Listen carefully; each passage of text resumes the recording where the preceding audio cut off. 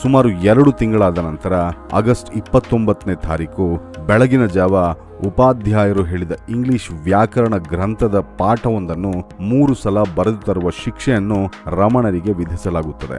ಅದನ್ನು 2 ಸಲ ಬರೆದು ಮುಗಿಸ್ತಾರೆ ರಮಣರು. 3ನೇ ಸಲ ಬರೀಬೇಕಾದರೆ ಅದರ ನಿಷ್ಪ್ರಯೋಜಕತೆಯ ಅರಿವು ರಮಣರ ಮನಸ್ಸಿಗೆ ತೀವ್ರವಾಗಿ ಬಂದು ತಮ್ಮ ಮುಂದಿದ್ದ ಕಾಗದದ ಹಾಳೆಯನ್ನು ಬದಿಗೆ ಸರಿಸಿ ಧ್ಯಾನಮಗ್ನರಾಗಿ ಕುಳಿತು ಬಿಡುತ್ತಾರೆ.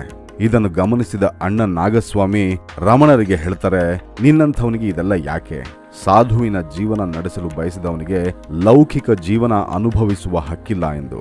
ಈ ಮಾತುಗಳನ್ನು ರಮಣರ ಅಣ್ಣ ಹಲವಾರು ಬಾರಿ ಹೇಳಿದ್ದರೂ ಅಂದೇಕೋ ಆ ಮಾತಿನ ಸತ್ಯ ರಮಣರಿಗೆ ಅರಿವಿಗೆ ಬಂತು. ಆ ಮಾತನ್ನು ನಿರ್ದಾಕ್ಷಣ್ಯವಾಗಿ ಒಪ್ಪಿಕೊಂಡು ಎಲ್ಲವನ್ನು ತ್ಯಜಿಸಿ ಮನೆ ಬಿಟ್ಟು ಪವಿತ್ರವಾದ ಅರುಣಾಚಲಕ್ಕೆ ಹೋಗಲು ನಿಶ್ಚಯಿಸುತ್ತಾರೆ.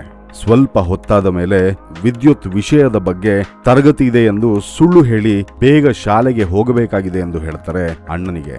ರಮಣರ ಅಣ್ಣ ಹೇಳ್ತಾರೆ, ಹಾಗಾದರೆ ಕೆಳಗಡೆ ಪೆಟ್ಟಿಗೆಯಲ್ಲಿ 5 ರೂಪಾಯಿ ಇದೆ, ದಾರಿಯಲ್ಲಿ ಹೋಗುವಾಗ ನನ್ನ ಕಾಲೇಜು ಶುಲ್ಕವನ್ನು ಕಟ್ಟಿಬಿಡು ಎಂದು. ರಮಣರಿಗೆ ಬೇಕಾದ ಪ್ರಯಾಣದ ಹಣವನ್ನು ಆ ಅರುಣಾಚಲೇಶ್ವರನೇ ಒದಗಿಸಿದಂತಾಯಿತು.